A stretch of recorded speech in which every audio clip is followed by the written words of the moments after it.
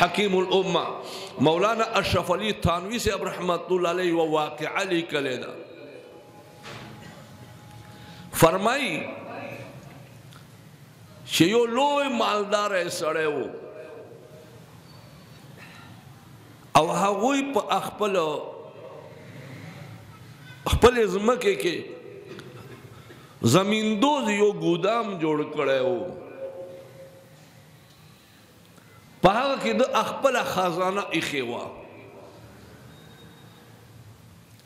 او د هغې دروازې ولا چابي هغه صرف یوه ورسره او ځان سره ساتلی وه او د دې دروازې کولاو کولو چل یې هیچا ته نه و ښودلی ځان سره مخفي پټ ساتلی و خو دا دروازه داسې وه چې دننه که ور داخل شوې بیا دننه نه کولاو کېده بهر نه د کولاو کولو طریقه وه او دا د دې دپاره دا طریقه جوړه کړې وه چې کني منغل په څه طریقې سره ور دننه شو او دروازې کولاو کړه نو که سونا او چاندي ځان سره واخلي را وباسلی بیا نشي ولې دروازه به کولاویږي نو بهر نه به کولاو کېدل ضرورت و او هغه یوه چابي یې ځان سر ساتلی و او دا چل یې چاته ښودلی هم نه و یوه ورځ یوازې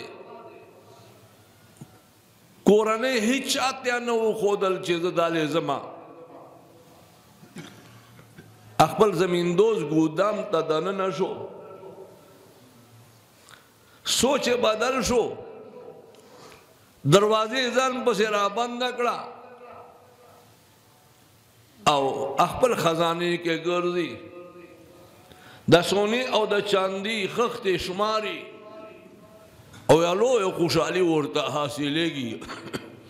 دونه مال دی ما سره دونه مال دی لوږه ورته راله نو ویې ویل چې یاره حاجي داسې چل به وکړم چې اوس په نور کور ته لاړ شمه چیرې څه خوراکه وخورمه خو چې دروازې ته راغی دروازه بنده شوې وه بهر نه څوک خبر نه دي چې دروازه پسې ماته کړي ولې چابي وه هغه ځان سره ساتلی وه او دی دننه ګودام کې دی تیخانې کې دی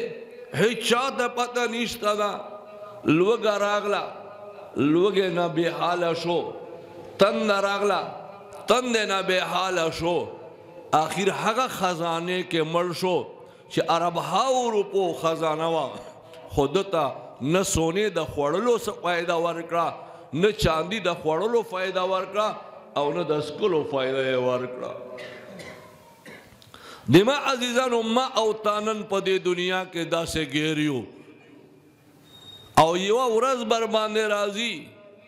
چې کله مرګ ما او تا باندې راشي او بیا موږ ته د اعمالو ضرورت وي په دې پیسو او مال دولت باندې ما نیک اعمال نه دي کړي ما نیک اعمال نه دي بګټلي د غریب مسکین قدر مې نه دی پکې کړی د هغې لحاظ مې نه دی پکې ساتلی په دې کې مې د محتاجي خیال نه دی ساتلی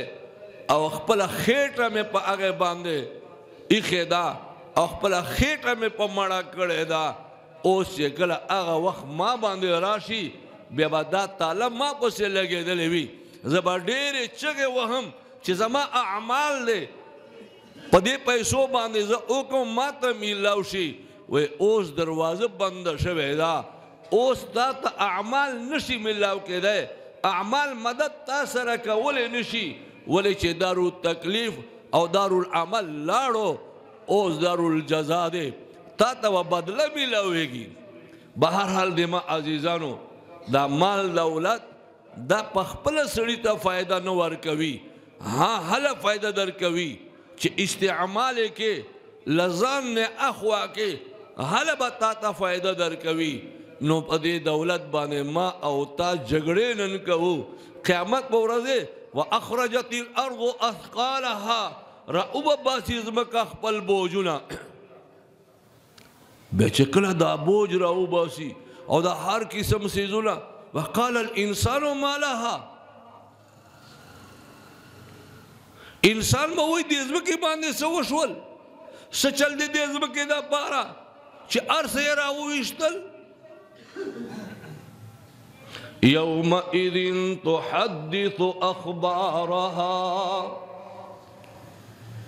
په هغه ورځ باندې دا زمکه به خپل احوال بیانوي فلانی سړی په ما باندې ګناه کړی دا فلانی سړی په ما باندې زنا کړی دا فلانی سړی په ما باندې قتل کړی دی فلانی سړی په ما باندې شراب څښلی دي فلانی سړی په ما باندې وینه توی کړی دا حالات په ټول ښایي